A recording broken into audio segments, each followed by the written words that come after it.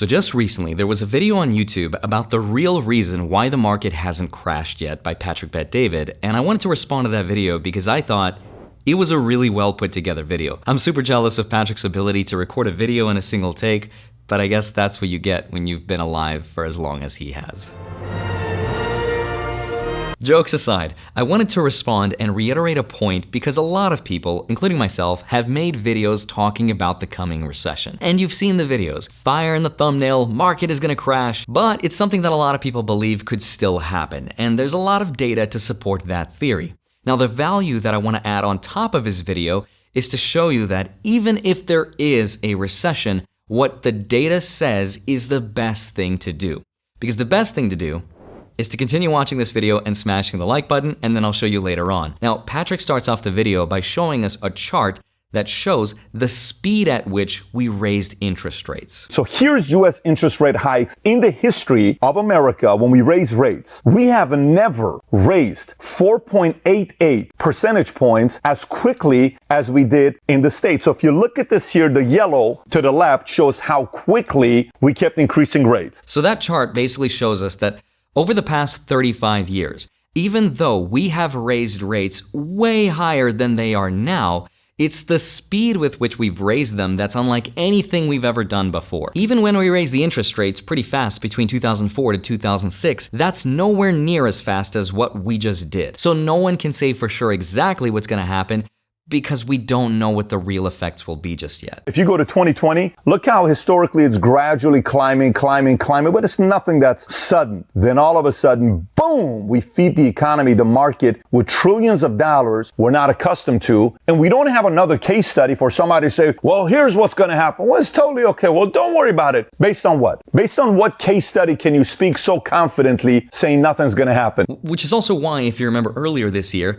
we broke a bunch of banks because interest rates went up too fast, and that's clearly not something anyone predicted, so it's not a predictable timeline. This next chart that Patrick shows is really eye-opening because it's about who thinks a recession is still coming, and I think it's super interesting. What's next for the US economy? They did a survey to find out who thinks a recession is coming. Look to the left. The Fed staff says 0% there's not going to be a recession. I remember they're in the business, so they're supposed to be saying that because that is Wall Street, right? Right, and of course the central bankers are going to say that there's no recession. 0% of them are saying that because they're the ones in charge of it. So it's like they are grading themselves on their work. So of course they're not going to say they're going to do a bad job and that a recession is coming. So this makes perfect sense. Yield curve says 61% chance a recession is coming next 12 months. And this is a big one. Remember, the yield curve is when short-term interest rates pay more than long-term interest rates. And this is bad because whenever this has happened, the yield curve has accurately predicted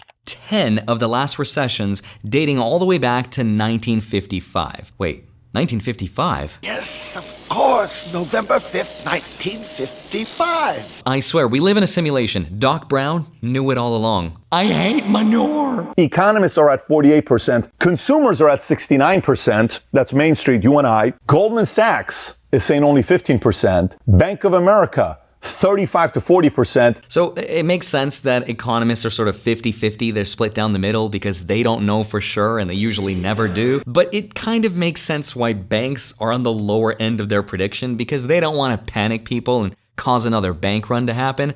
But Bank of America's like, what if we're going to be truthful about this one so we can gain some market share?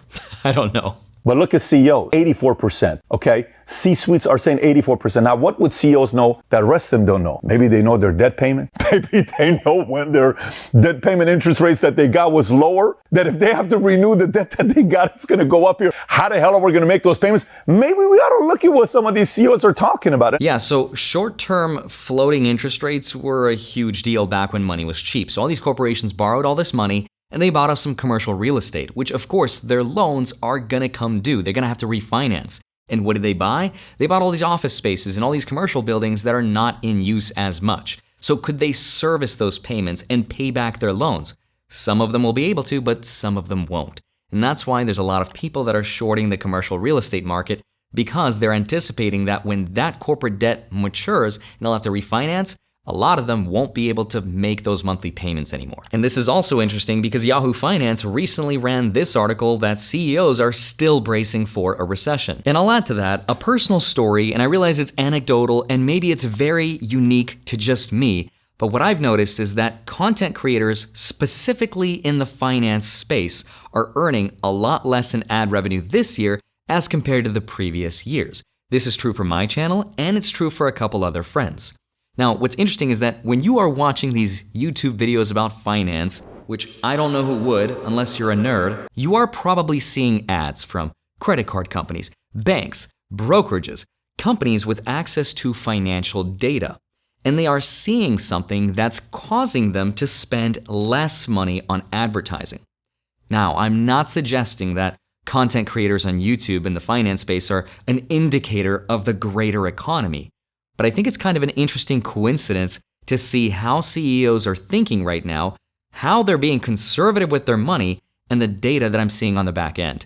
Again, maybe it's just a special, unique thing that's happening to me, but again, an interesting coincidence to maybe consider. There are 7 companies that make up 28% of the S&P 500. Let me break this down for you. 500 biggest companies, 7 companies make up 28%. In the history of S&P 500, never has there been a time where 7 companies make up 28%. We've never had 7. Let me translate. So, like you said, there are 500 companies in the S&P 500. Now, I used to think when I bought VOO, V-O-O, the ETF that represents these 500 companies, I used to think that when I put $100 into it, it would spread out that money relatively evenly. Some companies would get more, some would get less. That's diversification.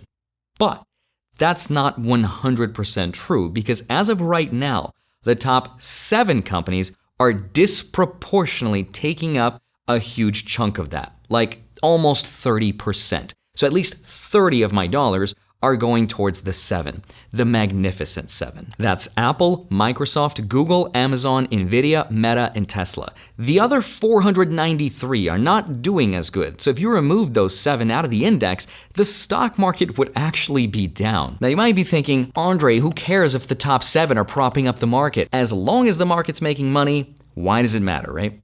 It matters because historically speaking, the more concentrated the S&P 500 got among the few, the worse things became. And let me give you some context. Over the last 35 years, the S&P 500's top 10 companies represented no more than 20% of the index.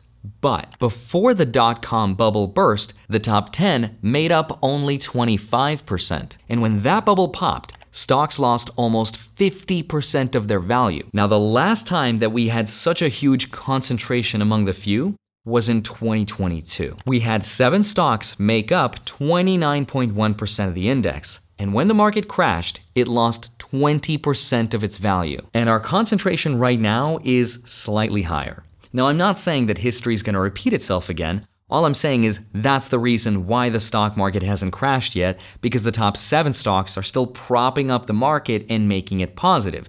Success is being concentrated among the few, and it's not a good sign, historically speaking, when it's the biggest companies that are thriving in this environment while the rest of the market isn't. Just something to pay attention to. So far, the reason why the market hasn't crashed is 1, Magnificent 7 is holding the S&P 500 high, so people are like, it's going to be okay. Number 2, unemployment is super low, 50-year low, so people have jobs, they're paying their bills, they're not really that worried about it. They are worried, but not that worried about it to the point that the market has to think about maybe a crash or recession coming around the corner. However, number 3 is something to be concerned about because the U.S. consumer credit card debt tops $1 trillion.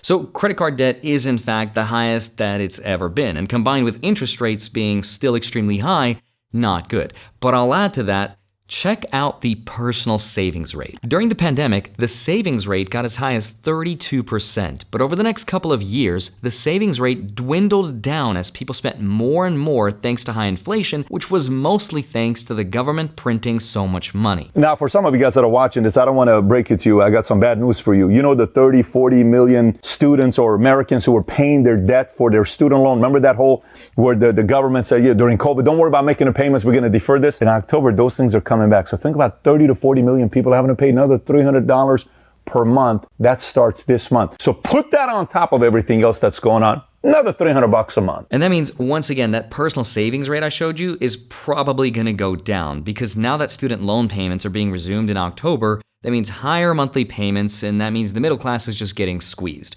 There's no crash yet, but if the middle class keeps getting squeezed because of high inflation, payments resuming, less money in savings, which also means less money to invest. Now, arguably, one of the most compelling pieces of evidence for why we technically still haven't had a recession yet is this next part. Check this out. Lag effect.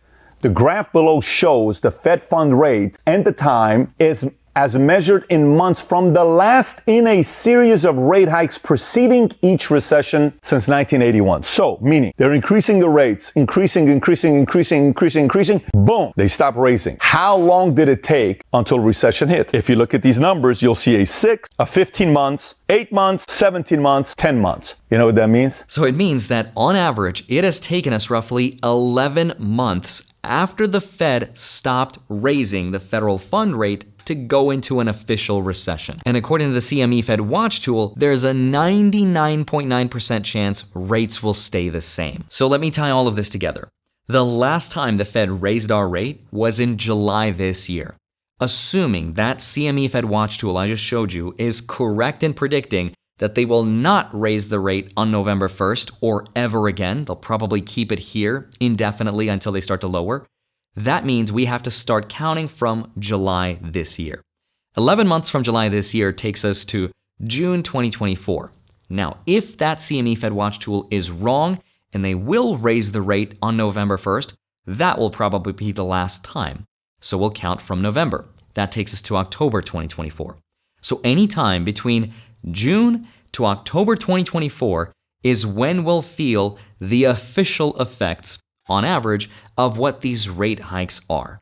All these things have already been put in motion and they can't be undone, so we'll have to wait and see whether we'll actually have the recession 11 months from now, or technically from July or October. I don't know. So with all of this in mind, if CEOs think there's a recession, if data shows there will probably be a recession, and because of this high concentration, we'll probably get some kind of a correction, why would anyone invest right now? Why not just wait for this correction to happen, wait for the recession, and then buy the dip, right?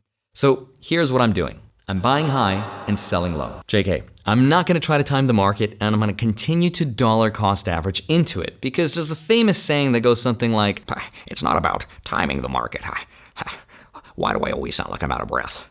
It's about time in the market. So here's that same data that I've been using throughout the video from Visual Capitalist to show you what would happen to a hypothetical $10,000 investment into VU, the S&P 500, from 2003 to 2022. If you stayed in the market for the entire 20 years, that $10,000 would today be worth $64,000. But if you missed just the top 10 best days, it would be worth half as much, $29,000. And it gets progressively worse until you'd have less than your initial investment after missing the best 40 days. And that's not even the crazy part. The crazy part is that oftentimes the best days come right after the worst days. Like in 2020, the second best day came after the second worst day. And the best days like to happen during bear markets, while the worst days like to happen during bull markets. Now, logically speaking, that makes perfect sense, but emotionally speaking, people like to sell during the worst days,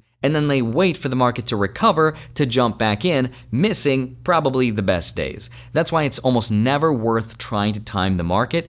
But what is worth it is saving yourself an emergency fund of 3 to 6 months worth of expenses so that you're safe, and making yourself as invaluable as possible at your job so that if there is a recession and the Fed gets what it wants of having higher unemployment to cool inflation, you'd be indispensable and you wouldn't lose your job. So keep saving and investing and smashing the like button so that I can feed this child. For one smashing of the like button, you too can feed this poor neglected child. Anyway, I would love to get your thoughts on this recession and why we haven't had one, and if you think we'll ever get one. As usual, I hope you have a wonderful rest of your day. Smash the like button, subscribe if you haven't already. Don't forget to grab your free stocks. Links are down below. Go track them automatically with the spreadsheet link down below in my Patreon. Love you. Thank you so much for watching. Would love to see you back here on Monday, Friday, sometimes a Wednesday. See you soon. Bye-bye.